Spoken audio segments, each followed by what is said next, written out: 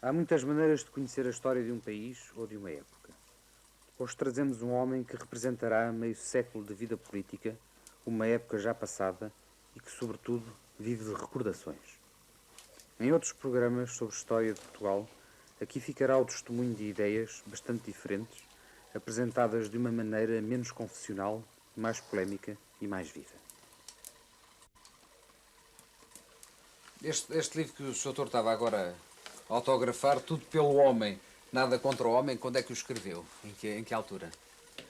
Ora, quando está aí escrito? Em 53, não é? 50 e qualquer coisa. Há aqui Foi umas... numas eleições. Das eleições, não foi? Numas eleições. Umas eleições. Foi talvez no Norte de Mato. Norton de Matos. Eu já li aqui, isto é uma palestra preferida ao microfone do Rádio Clube Português em 31 de outubro de 1953. O que é que lhe aconteceu quando estava a preferir esta palestra? E quando eu estava no meio da conversa, eu não costumo escrever, embora eles quisessem que a gente aparecesse com isto escrito, garantamente para terem um documento, mas eu nunca fiz isso escrevendo. Apareceu-me de repente, abriu-se uma porta e entraram dois sujeitos. Dois sujeitos que bastava olhar para eles para sentir logo até o cheiro que eles deitavam. E calculei bem que essas flores vinham fazer. Então pôs um de cada lado, disparou que eu fosse falando. Não perderam uma palavra. E quando chegaram ao fim, ficaram decepcionados com a certeza com a literatura e foram-se embora. Ainda hoje não sei qual era a intenção deles. Mas esses dois indivíduos, portanto, que se puseram ao seu lado do que eram? Eram da PIDE. Dois pitos, claro. Dois pitos, porque senão eu nunca os tinha visto na minha vida. Nem era costume, que eu depois perguntei, que quando um sujeito estava a falar no Rádio Clube, se tivesse mais alguém junto no gabinete onde aquilo era feito. Numa palestra preferida em 1953 aos microfones do Rádio Clube Português, Rolão Preto profetizava com segurança: daqui em diante, todos os caminhos que se procurarem para a reconciliação dos portugueses terão de passar pela liberdade. E, como causa aliás visível, dessa desunião acrescentava depois: é tempo, na verdade, de considerar para onde vai o regime que se mostra tão alheio e indiferente ao caminho de uma moral social que no mundo está realizando inabalavelmente as suas conquistas.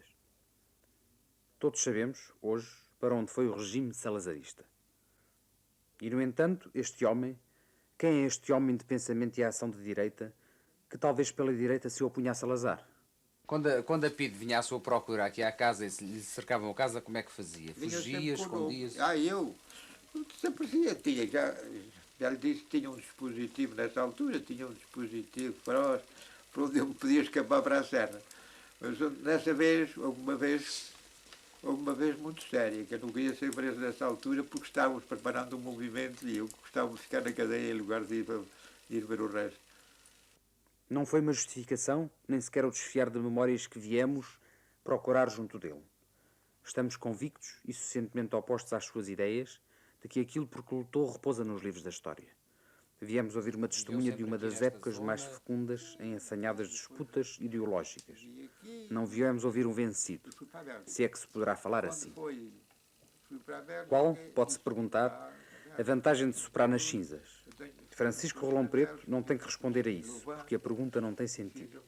Ele está perante si próprio e a história não existe para julgar quem acreditou. Mas é que, nessa altura que eu estive lá fora, havia a grande reação da parte da gente nova, daquele inquérito a Agaton, que era saber o que é que a mocidade nova, antes, o que é que a mocidade queria fazer, e a mocidade nessa altura parecia realmente disposta a sofrer, a bater-se, queria fazer coisas, estava disponível, numa palavra. Quer dizer, já não era acessível à democracia política, que triunfante com os Brianços, com os Doseiros, com essa gente toda, mas queria eles também por si próprio fazer alguma coisa, criar, resolver. E então foi a guerra. E a guerra mata tudo. A guerra mata os melhores valores. Os valores tanto da direita como da esquerda. Mas foi uma gente heroica e bela. Eu era muito mais novo, tinha 16 anos. Eu tinha 16 anos e já estava na Galiza a conspirar com o Paiva Conselho. E gente naquele tempo engraçado, mas foram bravos, aquela geração foi brava. Em Ypres avançavam os alemães contra os franceses e os alemães soldavam as balas e de monóculo, avançavam do monóculo contra os outros. Era uma coisa engraçada, havia um brilho especial de cumprir, de ser alguma coisa, de realizar. E essa gente foi sacrificada pela guerra. Há um certo pudor em encarar o passar dos anos e as brechas que há. Pois, Retirado perto de Castelo Branco, retirado do mundo, não será bem a imagem. Um homem assiste e participa, como todos nós, na evolução da história. Os factos sociais e políticos tê-lo-ão apanhado de improviso. Qual é, no fundo, a sua visão do mundo? Usando uma frase simplista. Homem que se jogou na política, qual é hoje a sua capacidade de compreensão política do mundo? Saberá, ele que sem dúvida foi apologista de uma certa ideia de direita, falar sobre as expressões que por volta da Segunda Guerra Mundial determinadas ideias exerciam sobre muitas mentalidades? Poderá falar das suas desilusões? Para ele a vida política estará a findar. Tem 74 anos. Mas aquilo que passou é, para nós, e passa um certo egoísmo, mais importante, como história de Portugal vivida, do que o seu destino individual. Ele esteve em Paris, mas onde eu o conheci foi em Toulouse. Ele foi em foi em 16 estava em 1916. Pois isso não é importante, essas precisões, mas, por exemplo, discutiu alguma vez com o Chuene lá e... É um homenzinho modesto, oriental, não é? Os orientais, quando são assim novos, em geral, hoje não, hoje tem uma reação também. Mas naquele tempo ele era uma pessoa, pois é, estava no mesmo, comia no mesmo restaurante em que eu comia, discutíamos. Eu dizia que Portugal era uma coisa fantástica, que tinha sido. Mas isso já foi há muito tempo, já ninguém sabe. Então era engraçado e correto, bom companheiro. Mas assim um tipo simples, com ar, ninguém havia de sonhar que ele havia de ser um dia o Chuene lá. O Soutor aparece, portanto... Tinha até um cartão dele. O Soutor aparece, portanto, na história da Primeira República, contra a Primeira República. Contra a Primeira República. Depois, ao 28 de maio, e aparece o salazarismo. Mas o Soutor também aparece contra o salazarismo. Contra o salazarismo. É preciso, é preciso explicar aos jovens. O Soutor será tido como, portanto, a camisa azul é um símbolo que as pessoas ligam ao fascismo. O Soutor seria um fascista, pertencente a um partido fascista. Como é que isto pode ser explicado a uma pessoa que está sempre contra e que até escreve coisas que nós havemos de dizer sobre as suas imagens, a favor de uma certa liberdade do homem, da liberdade de expressão? Como é que isso é possível? Pois, como é que isso foi possível? Porque foi a forma de reagir naquela altura, não havia outra. O Salazar, como eu já disse, o Salazar não deixava fazer nada, nenhum partido à esquerda. Isso era rigorosamente proibido. E nós não podíamos fazer um partido à direita, que era a dele. E então criámos um grupo de ação que apenas procuraria fazer triunfar certas ideias de liberdade, ideias de, sobretudo, de justiça social. O nacional-sindicalismo é, sobretudo, uma organização de aspecto social, de luta social, de defesa dos sindicatos, porque as corporações... Tanto assim, que quando a gente definitivamente rompe com a situação, a situação do Salazar, quando a gente rompe com ela, definitivamente, em tudo e por tudo, foi quando eles fizeram as corporações. Quando eles fizeram as corporações, vimos que não havia esperança nenhuma de fazer nada dentro de corporações.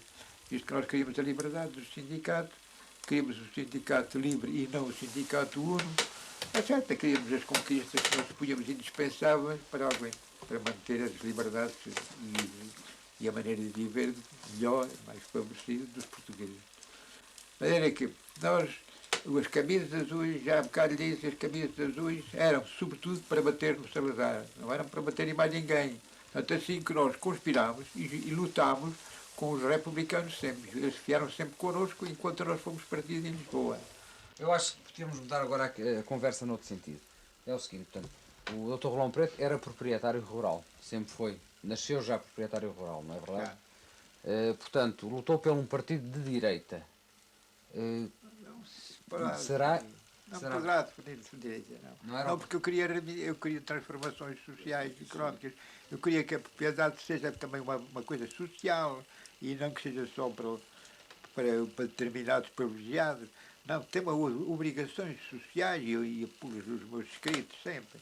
Obrigações sociais para a propriedade. Portanto, Ia contra o facto de ser também proprietário. Sim, Quer dizer, as suas sou propriedades seriam proprietário antigo. socializadas, digamos, não? proprietária antiga, quer dizer, o tipo que não era útil à sociedade. Pois. Portanto, qual era, por exemplo, o seu pensamento sobre a Terra, o que é que devia acontecer à Terra? Bem, a terra era uma coisa sagrada. Para mim era uma coisa sagrada, não se podia tocar. O que precisávamos era dentro dessa terra fazer dar as possibilidades sociais da terra. Quer dizer, em lugar de ser toda só de um, ela pode ser, por exemplo, de meia, pode ser o quinto, pode ser o terço, pode ser como de antes se fazia. Voltando ao problema da Terra, eu gostava de, portanto, no vosso programa, o que é que acontecia aos grandes proprietários? Os proprietários deviam ser reduzidos. Os grandes proprietários não podem continuar a ser grandes proprietários. E o que é que se devia fazer aos grandes proprietários? A não ser que eles os produzam tal qual. Bem, o que eles podem fazer é o social ali é o trabalhador, e pode ser o sócio, pode ser o milheiro, pode ser muito. A história portuguesa está cheia dessas organizações. E não é preciso ir lá fora buscar o socialismo, nem ao Marx, nem ao Engels, nem ninguém disso. Nós temos cá organizações. Olha. Nós temos uma organização ao pé da Isenha, desta maneira. A terra é comum. A terra é comum. E quando chega ao mês de setembro, é dividida por todos. Um bocado por cada um. Chamamos aqueles que têm até coisa pitoresca, aqueles que têm um corno. Quer dizer, os que têm uma junta de vacas. Têm uma junta de vacas, lavam, cultivam, assim, e pagam um tanto à junta de freguesia. E a junta de freguesia é que administra aquilo tudo. É a herdade do soldo. Essa herdade foi assim criada para, com o rendimento, o povo educar os filhos na Universidade de Coimbra. Já vê que temos uma tradição muito grande. E de muito longe. Bem, de maneira que, de um modo geral, o que eu entendia, sob o ponto de vista da reforma social, era dar ao que trabalha, dar-lhe uma parte do rendimento, aquela parte que fosse compatível com a economia do todo. Para ele e para aquele que era o dono daqui, como mantenedor da terra. Porque se não houver um mantenedor firme nos seus direitos, ou no que se supõe, ou na sua maneira de ser, se não houver esse mantenedor, esta terra dispersa-se, desfaz-se e acabou a melhoria de ser social. Logo ao lado desta terra na Isenha, há outra enorme, havia, muito grande, e isto perdeu-se. Porquê? Porque o povo exigiu, não senhor, nós não queremos essa coisa do rendimento e tal, etc. Cada um tinha o seu gado, cada um tinha os seus porcos, cada um tinha as suas cabras, as suas ovelhas, e quando o gado era dirigido por um pastor comum. E o pastor comum chegaram a ter 18 mil cabeças. E esse gado, quando chegava à tarde, chegava às casas e ia cada um respectivamente para as suas casas. No dia seguinte de manhã tornava a voltar. Mas bem, aqueles que, portanto, que quiseram ter rendimento, continuaram a manter esse sistema. Mas aqueles que não quiseram a terra, dividiu-se a terra perdeu-se. Porque houve o tipo rico que comprou um pobre. Houve o tipo que se empapazava todos os dias e que não podia comprar coisa nenhuma, que se desfez da sua terra. Portanto, como mantenedor, como salvador da propriedade, era preciso realmente dar-lhe uma força e um direito. E isso podia também ser acautelado com o que, afinal de contas, quer o povo. Quer o rendimento, quer viver. Quer ter condições de vida. Certo, justas. O mais possível é que for justo. Francisco Rolão Preto nasce em 1898 em Gavião, Alentejo. Em 1912, emigra para a Espanha por se ter revoltado contra a República, sendo condenado à revelia em 2 anos de prisão maior celular ou, na alternativa, em 9 anos de degredo, mas é amnistiado posteriormente. Regressa 2 anos depois a Portugal, fazendo parte da Junta Central do Integralismo Lusitano. Os seus companheiros são António Sardinha, Hipólito Raposo, José Pequito Rebelo e Alberto de Monsaraz, entre outros. Colabora numa revista que em 1913 havia fundado em Lovaina, a Alma Portuguesa, primeiro órgão do integralismo. Em agosto de 32, funda o Quer dizer, Movimento o que Nacional é preciso esclarecer Sindicalista, historicamente é que que vocês não eram, estava portanto, nos começos pelo do Partido fascismo Único. italiano, Eram sempre chega a ter partido 50 mil filiados. Nós não queremos um partido único. Vocês eram um partido da direita, mas achavam que devia existir outros partidos. Era um partido diferente, havia vários partidos, todos à vontade. E o 28 de maio não era para esmagar os partidos. Evidente. Era só para esmagar um partido que estava no poder já há muito tempo e que não saía de lá. Porque o Partido Democrático aconteceu isso. Foi criado por Afonso Costa. Afonso Costa era o maior estadista da República. Mas indiscutivelmente não havia outro igual. Mas é que ele criou um partido que nunca mais foi vencido. O Partido Democrático era senhor tudo, ganhava as eleições. E então aconteceu isto, passou a ser uma ditadura parlamentar. Não é curioso? O Parlamento estava sempre a maioria àquele.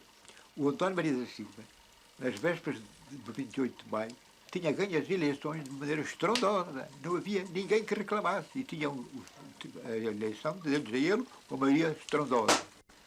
Todavia, 4 horas ou bastantes horas depois, era o 28 de maio, onde houve um tiro e se deitou o mal ao poder. Portanto, o partido morreu, mas mais. O Fontes Pereira de Melo juntou contra ele todos os partidos. O João Franco junta contra ele todos os partidos. Onde há um partido único, indiscutível, os outros partidos juntam-se para poder ocupar o poder. Mas o Partido Democrático era um partido que, em princípio, seria a favor do povo, seria para fazer reformas. Era tanto como os outros. Aquilo tinha-se tornado igual aos outros. Quer dizer, o Camacho também era a reforma. O António José de Almeida, que era o mais santo, mais junto do povo que o António José de Almeida. O que não tinha é eleitoral por força bastante. É curioso. Mas é. Mas a queda da Primeira República será realmente pela Luta dos partidos. Pois, só, mas eles também não fizeram reformas, no fundo. Eles tentaram, eles fizeram muita coisa. Eles fizeram o divórcio, eles fizeram a separação da Igreja do Estado. Eles fizeram coisas que naquele tempo eram formidáveis. Pois eu, quando digo que não fizeram reformas, é no sentido que talvez não fizeram as reformas necessárias. Todas. Mas note que já tinha havido um Partido Socialista do Fontana, já tinha havido organizações. Havia em Portugal, nessa altura, já perto de 20 jornais comunistas. Socialistas? Não, era bem socialistas, do fundo. Havia uma predisposição grande para o socialismo. O que é que faz a República? Bateu nele. Porquê? Porque eles foram para a greve geral ao mesmo tempo e os estadistas republicanos ficaram aterrados. É que é um país curioso, sabe? Bom, mas que é preciso entendê-lo. Porquê é que é bom e é preciso entendê-lo?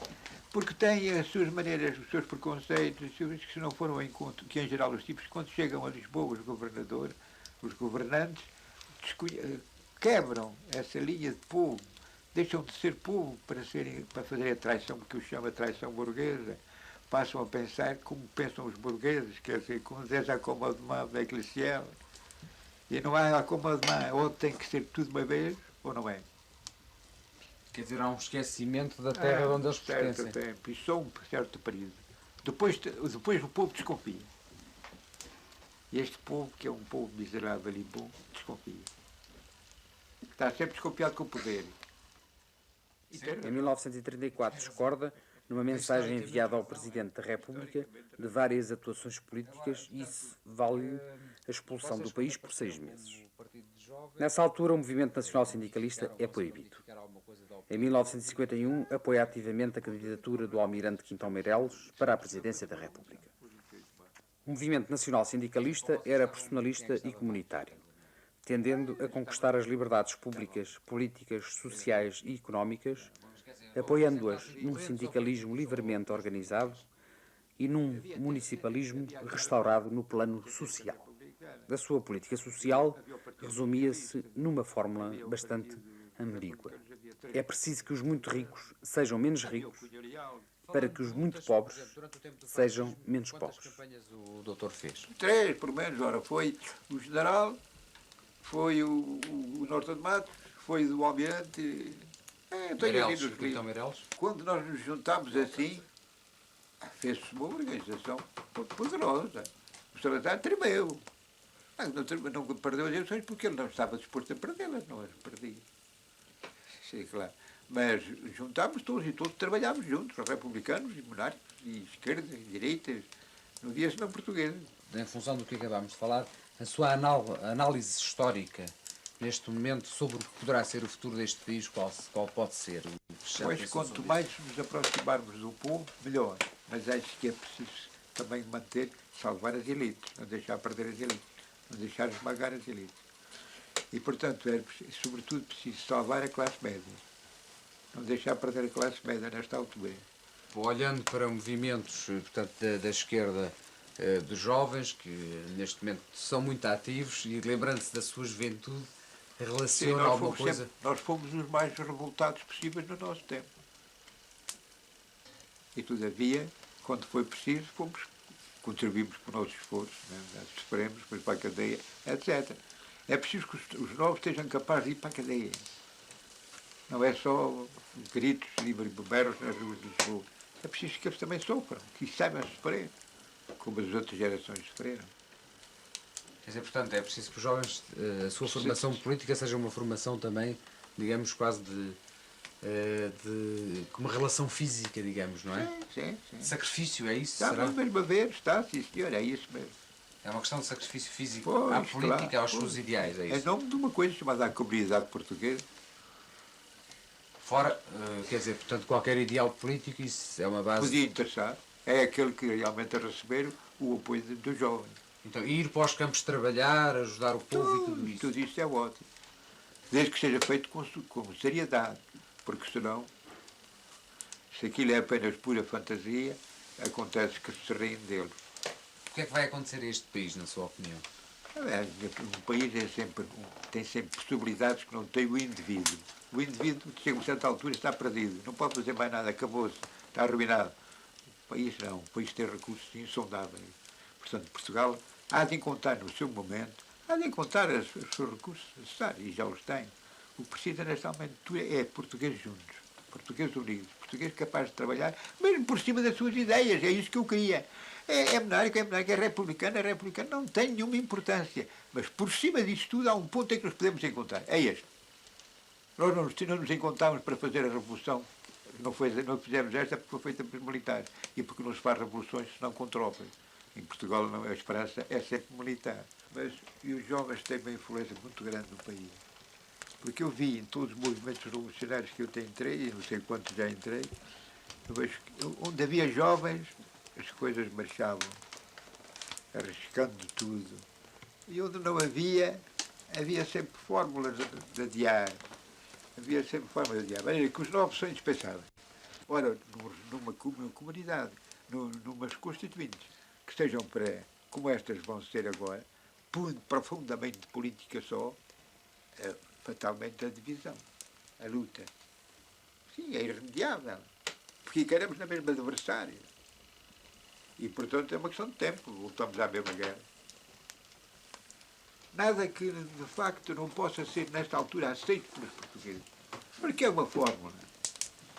E os portugueses, muitos deles, estão disponíveis e estão desconfiados. E estão No livro Justiça, repta Salazar. Que os outros ganham, Ao povo de Portugal, povo de rurais, de marujos e de soldados, essa forma povo tem de que se encontrar sonhadores, exatamente com povo estas e mártir. outras conversas parecidas. Povo que conserva e traz de longe as cicatrizes dos golpes que sofreu no seu corpo e das desilusões que suportou na sua alma. Povo que vem de longe das aventuras do Oriente, da África e da América e mantém na sua força a mesma força no seu anseio. A ele ofereço este livro cheio como o seu peito, de inquietação e ânsia de justiça.